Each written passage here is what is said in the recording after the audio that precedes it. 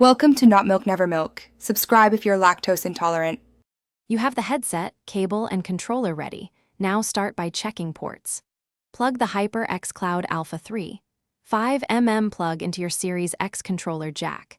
If you have the USB adapter, connect it to the Xbox controller's USB-C or the console's USB. Use the controller jack first for lowest latency. Once done, power on the console and controller. Make sure the controller pairs with the Xbox. This immediate connection step gets audio signaling established before we dive into settings.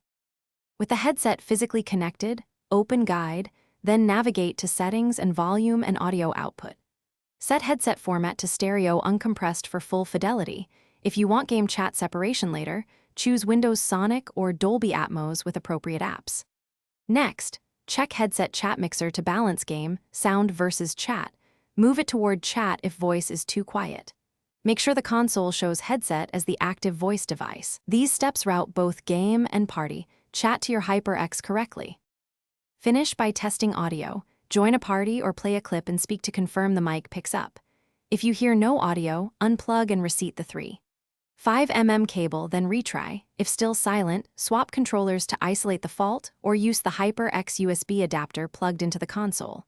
If the mic fails, check Xbox privacy voice permissions and update controller firmware. Those often block chat.